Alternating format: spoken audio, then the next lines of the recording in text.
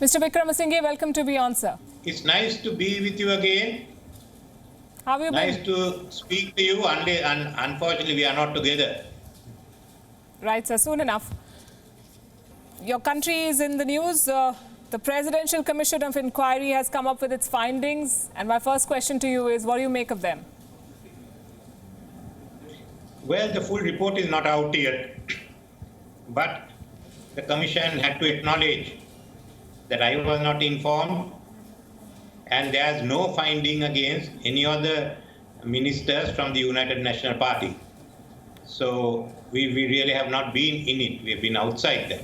But the Commission accuses you of having shown a lax approach towards Islamic extremism. Do you agree with that? No. After the Paris bombing, I got the police to start a religious extremism unit, which followed all the extremism.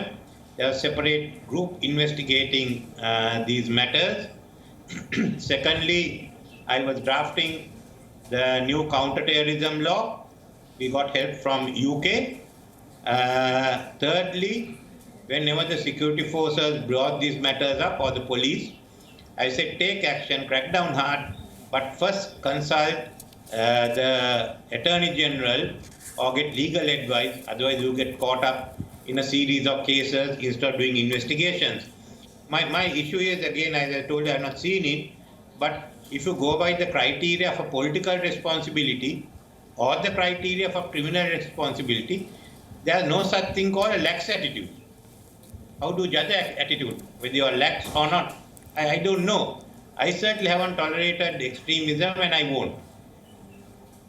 I'm just quoting from whatever I've seen of the Commission's report. It also observes, as you also said, that you were not invited to National Security Council meetings by President Sirisena after the constitutional crisis in 2018. But, and I'm quoting here, your failure to raise the issue in Parliament or at the Cabinet to restore the status quo was not acceptable. Do you believe that was a lapse, sir? No, because this was only an advisory body by the President. And after he dismissed me as Prime Minister, when Mr. Mahinda Rajapaksa was Prime Minister for 52 days, he did not invite him to the meeting either. And to my knowledge, there was one meeting in January, which I was not invited, I heard of later. Thereafter, he did not call meetings of the National Security Council. He called ministry meetings, which means virtually everyone was there, except the people outside and the Foreign Ministry. So he had regular meetings with his security people, but if he had decided to scrap the National Security Council or not summon it.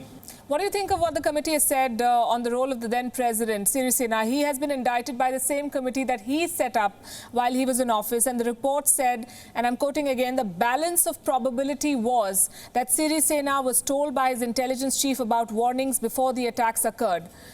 Do you believe that this is a very serious charge to be made against an ex-president on the basis of probability? It is a serious charge. And I'd like to look at the report as to what they mean by balance of probability and how it relates to the offense of criminal negligence, which without looking at that is difficult to comment on this legal matter. It's a serious charge, all right. And there was, I think, contradictory evidence about whether he was informed or not. So how they have weighed it also is, we have to look at that, how the Commission has weighed this, the evidence, which is not available at the moment. It's just some executive summary that is coming out. I understand that the Commission interviewed some 400 individuals. Do you think the probe was not thorough enough? No, it's not a question of who they interviewed, or even I was called to give evidence, but the basis, which must obviously be there in the report. All I'm saying is that we should see the report to see what exactly the balance of probability and why they have accepted evidence of others as against the president, former president. I mean, that's normal in a court of law or in a commission. The fact is that they have written a report, but the report is not available to us yet. The government, the Rajapaksa government, has been accused of carrying out a political witch hunt, sir, for the past many months. They've jailed MPs and former leaders, while finding ways to pardon army officials accused of war crimes and save the people who are close to the establishment. Do you believe that this probe report is independent of such political influences? In regard to the question you brought up, well, there's a what was called a political victimization commission, inquiry commission, and there they have recommended that the courts take certain steps. Now that's against the judicial power and the independence of the courts. And all these cases were filed by the Attorney General. And what measures the Attorney General should take? Again, in exercising his decision whether to prosecute or not, the Attorney General has an independent role. So you cannot ask him, direct him. I mean, we can't direct the Attorney General to act. So those are serious issues that have come up. Would you say the current dispensation has been more effective in combating extremism in Sri Lanka? I think after the April bomb, we were able to root out the rest of the extremism. As far as the Tamils, LTT, terrorists were concerned, LTT movement, no, there is no such movement now. It's been monitored well. Nothing in the South Idiom and the Sinhalese. What we had was this group that claimed affiliation to the ISIS or sympathizers. And now we've done a fair amount of work. I think by that time it was basically rooted out, but that's still being carried on by this government. So you're saying that the record of the Rajapaksa government is not necessarily better than yours? No, it's just continuing what we have done. There was nothing in many areas. It's just looking at if there are any other sort of terrorist groups equivalent to the bombing. You must not give rise to any tensions, racial or religious. Then obviously you can deal with this much. It's much easier to deal with it. Is that what's happening according to you? Well, there's a lot of racial and religious politics going on. Must try and reduce it. And how do you think that will have a bearing on the security situation? In any country, when you get tensions, then the tensions reflect on the security situation. People are less inclined to give information. So you're saying that the government's approach is going to be counterproductive in the long term? No, I just gave some advice that at the moment there isn't much tension, but you must not allow tension to build up. So the issue of rights violations in Sri Lanka has been taken up at the United Nations Human Rights Council, and it has been called, quote-unquote, serious and deteriorating, the situation in Sri Lanka. The Foreign Minister of Sri Lanka, Dinesh Gunawardene, has said that the resolution is politically motivated, and I'm quoting, that Sri Lanka has been subjected to unprecedented propaganda campaigns. What's your view?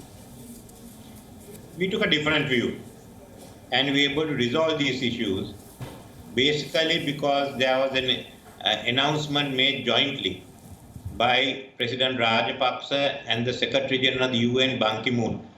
In our view, you couldn't get behind it. So we went along. Whatever had been started, we allowed them to carry on with the cases. And that's our view. So if you don't think that the communique is a basis of acting, then you have problems. The government has taken a different view.